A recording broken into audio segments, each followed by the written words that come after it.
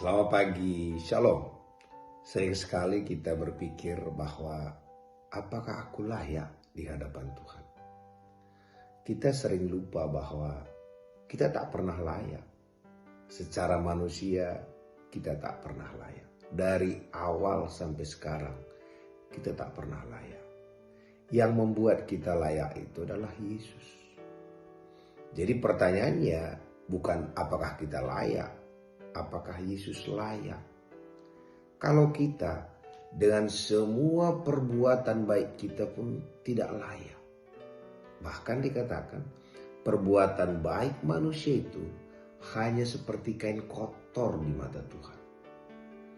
Jadi kita sebagai manusia tidak pernah layak. Paulus mengatakan begini, dalam diriku sebagai manusia tidak ada yang baik. Bahkan Paulus mengatakan dia kepala orang berdosa. Jadi jangan pernah pisahkan kelayakan kita dengan Yesus. Jadi semua kebenaran kita pun tidak membuat kita layak. Karena kelayakan kita ke sorga itu adalah Yesus saja. Sehingga kegagalan-kegagalan kita pun tidak mengurangi juga kelayakan kita. Tidak berarti kita harus gagal. Tapi waktu kita gagal tidak mengurangi kelayakan kita. Maka kalau kita lihat, perhatikan anak yang hilang itu. Waktu dia gagal pun tidak mengurangi kelayakan dia sebagai anak. Justru orang yang merasa dirinya lebih rohani seperti anak yang di rumah itu justru tidak dapat apa-apa. Kita selalu melihat diri kita. Dan waktu kita lihat diri kita, kita juga lihat orang lain. Kita mulai membanding-bandingkan. Jadi sebenarnya kelayakan kita hanya Yesus saja.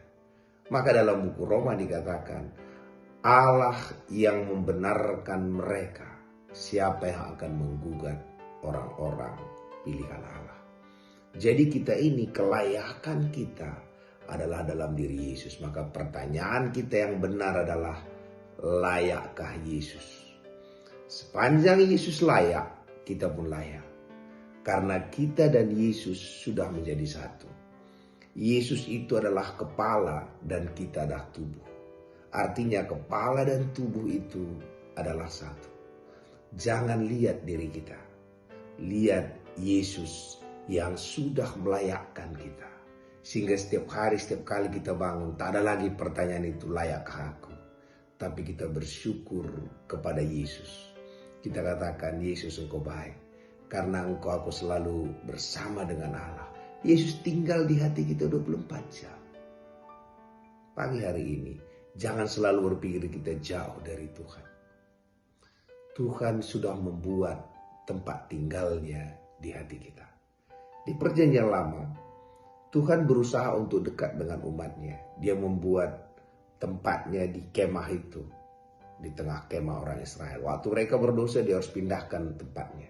Tetapi hari ini karena Yesus sudah membeli diri kita, maka dia punya hak untuk tinggal dalam diri kita.